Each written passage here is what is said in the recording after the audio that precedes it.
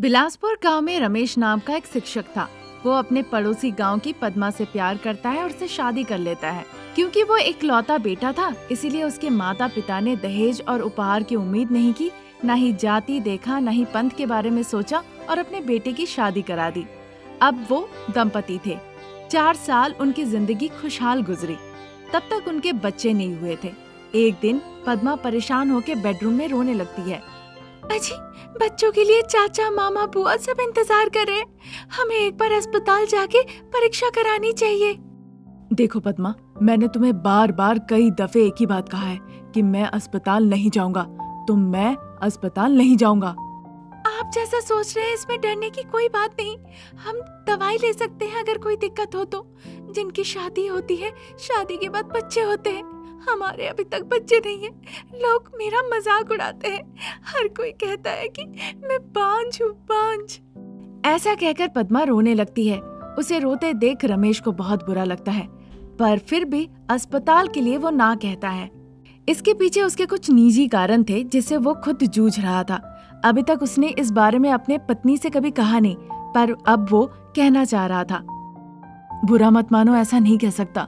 हमारे लिए बहुत तरीके होते हैं दर्द भुलाने के लिए, जो तुम्हारे पास नहीं है। तुम्हारे कहने पे मैं अगर अस्पताल चला भी जाता हूँ तो फिर हम दोनों की जांच होगी वहाँ पे। हम दोनों में किसी में तो दिक्कत है, पर पता चलने के बाद हम पहले जैसे फिर से नहीं रह पाएंगे। इसीलिए मैं नहीं जाना चाहता। बच्चे ना हो ना सही, पर अपनी कमजोरी के बारे में जान के मैं नहीं जी सकता। उसके पति रमेश ने अच्छे से समझा दिया कि अब वो अस्पताल नहीं जाएगा। पद्मा के हजारों कोशिश करने के बावजूद वो तैयार नहीं हुआ। किसी भी हालत में उसने नहीं मानी। उसने अपने अंदर एक बार झांक कर भी नहीं देखा। इस तरह के लोग कभी किसी की नहीं सुनते हैं, चाहे लोग उसे कितनी भी खरी खोटी सुनाए। बांझ सुन के अपने दिल में तकलीफ लेके बस वो अपने आंखों से आंसू टपकाती थी। एक दिन सासू माँ कमला कहती है, अरे बांझ बहू। उसकी ऐसी बातें सुन के पद्मा अपना दर्द बर्दाश्त नहीं कर पाती। उसका मन तो करता है कि कह दे कि मुझे बांझ कहने से बेहतर है कि अपने बेटे को ले जाके अस्पताल में परीक्षा कराइए, पर वो ऐसा नहीं कहती है। वो नहीं चाहती थी कि सासू माँ को तकलीफ पहुँचाना। वो अपना दर्द बर्दाश्त कर लेती है। कहिए सासू माँ, आपको कुछ चाहिए क्या? हाँ, लेकर आओ। तुम्ही को लाना होगा। दुनिया में हर कोई लेकर आता है, पर एक बात बताओ, तुम कब लेकर आओगी? मेरे हाथ में क्या है सासू माँ? सब कुछ आपके बेटे की इच्छा और उन्हीं के हाथों में है। तो क्या कहना चाहती हो? सारी गलती मेरे बेटे में ही है। ऐसा तो नहीं कहा माँ जी। मैंने उनसे एक बार कहा अस्पताल चलने ताकि जांच करा ले।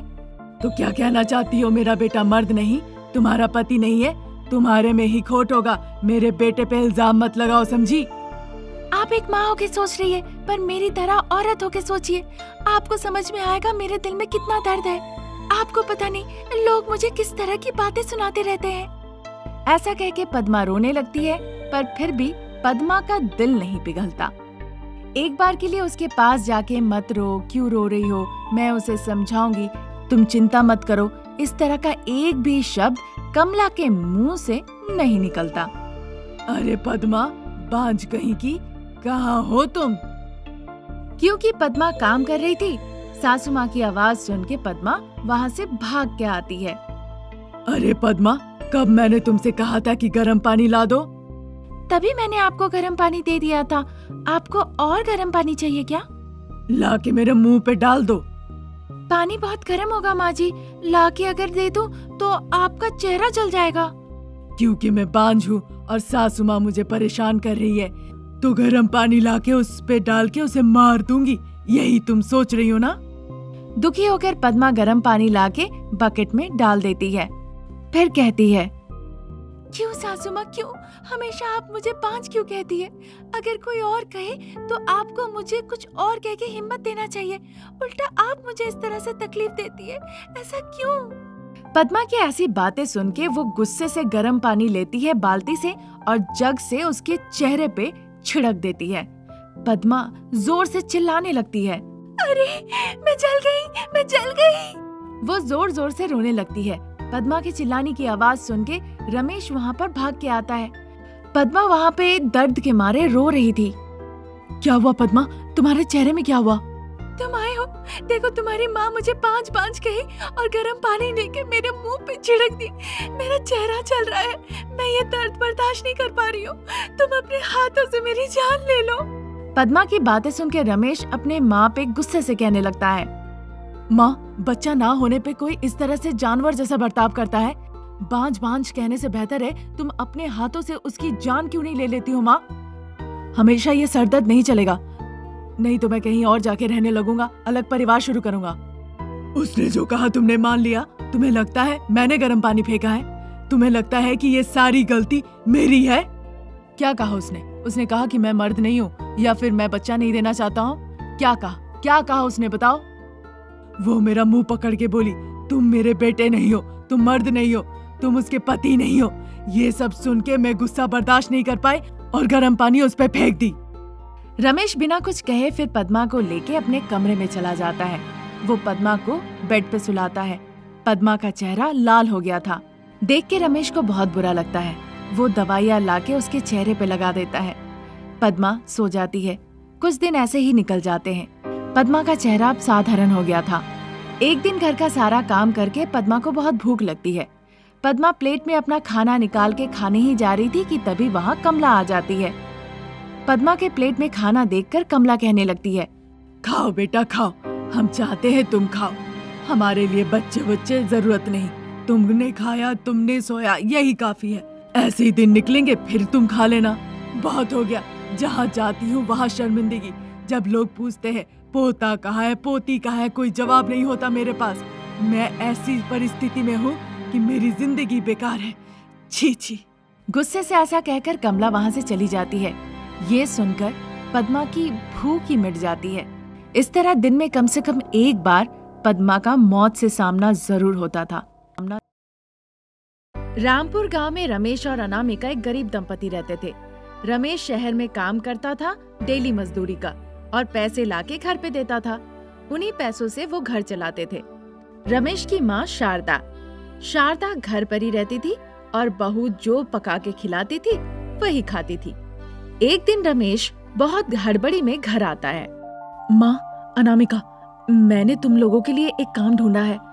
वैसे उसमें तुम्हें ज्यादा पैसे नहीं मिलेंगे, पर कुछ तो मिल जाएंगे। क्या काम देखा है आपने?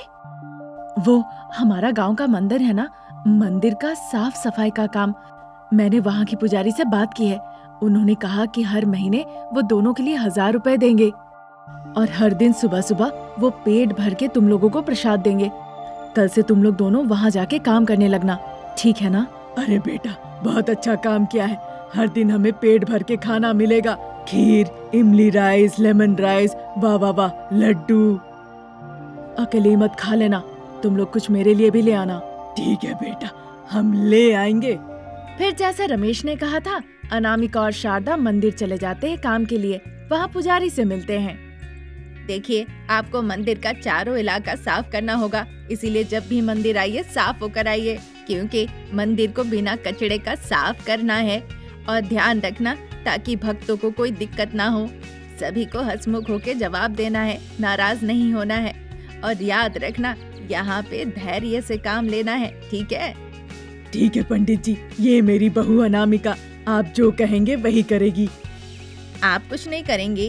वैसा नहीं, आप जो कहेंगे मैं भी वही करूँगी, बस देखते रहिए।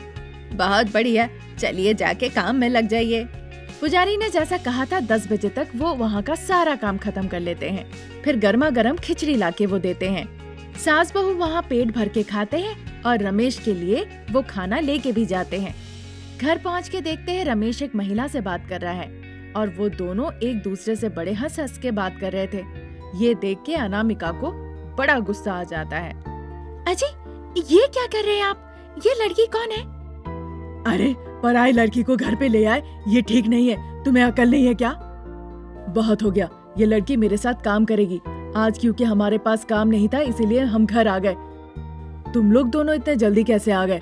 तुम लोग तो शाम तक आने वाले थे ना? आज पहला दिन था, इसीलिए उन्होंने भेज दिया। कल से हमें शाम तक वहीं रुकना पड़ेगा। बातें तो काफी हो गई, अब आप उसे यहाँ से भेजेंगे या नहीं? अनामिका के इस तरह चिल्लाने से रमेश उस महिला को घर से बाहर ले जाता है। इस तरह एक हफ्ता निकल जाता है। एक दिन शाम के वक्त जब वो प्रसाद लेके घर लौटी रहे थे, पीछे से एक गाड़ी आके उन्हें ठोकर मार देती है। उस एक्सीडेंट की वजह से अनामिका और शारदा की आंखों की रोशनी चली जाती है। पंडित जी उन दोनों को अस्पताल में भर्ती करते हैं और उन दोनों की अच्छे से जांच कराते हैं। देखिए, अब इन दोनों की आंखों की रोशनी नहीं है। उन्हें कुछ ना कुछ काम करने के लिए कहे ताकि वो दुखी ना हो जाए, नहीं तो मानसिक दबाव बहुत ज्यादा हो जाएगा, डॉक्टर साहब कहते हैं। ठीक है डॉक्टर साहब। ठीक एक हफ्ते के बाद सासू माँ और बहू रानी घर लौट आती है। रमेश घर पे नहीं था। अनामिका को संदेह होता है। जब से दुर्घटना घटी थी उस दिन से रमेश का कोई अता पता नहीं था। पुजारी जी से पूछने पे कोई जवाब नहीं मिला। अब क्योंकि वो घर पे नहीं था, इसीलिए अनामिका के साथ साथ शारदा को भी संदेह होता है।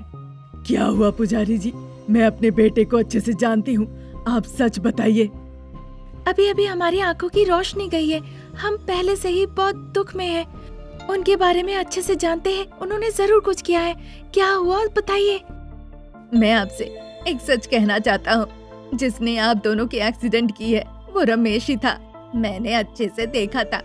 एक्सीडेंट होने के बाद वो तुम लोगों को छोड़ दिया ताकि तुम लोग मर जाओ, पर क्योंकि तुम लोग जिंदा थे, मैंने आके देखा तो जल्दी से अस्पताल ले गया। मुझे जितना लगता है वो यहाँ से कहीं चला गया है। मैं बचपन से उसे अच्छी तरह से जानती हूँ पुजारी जी। बिल्कुल वो बाप की तरह है। दूसरी औरत के लिए वो मुझे छोड़ के चले गए। अब मेरा बेटा बहू को छोड़ के चला गया। उसके ऊपर वो हमें मारने की कोशिश किया। ये सोच के बहुत दुख हो रहा है। देखिए, दुखी होकर कोई फायदा नहीं। यहाँ आप इस तरह नहीं रह सकते हैं, इसीलिए मैंने मंदिर के पास ही रहने का इंतजाम किया है। अभी आपने मंदिर का काम किया, उसके लिए मुझे पैसे देने होंगे। उन पैसों से आप मंदिर के पास फूल बेच सकती हैं। फिर पुजारी के कहे मुताबिक अनामिका और शारदा फूल बेचने लगते हैं मंदिर के प्रांगण में। वो जो पैसे कमाते हैं फूल बेच के, उससे वो गरीबों की मदद भी करते हैं और कुछ पैसों से वो फूल खरीदते थे बेचने के लिए।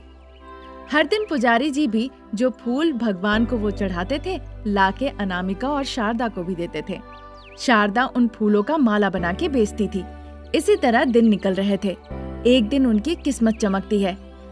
भगवान पे चढ़ाए हुए फूलों के माला में अनामिका को एक हीरे का हार मिलता है, जिससे उसकी खुशी दुगनी हो जाती है।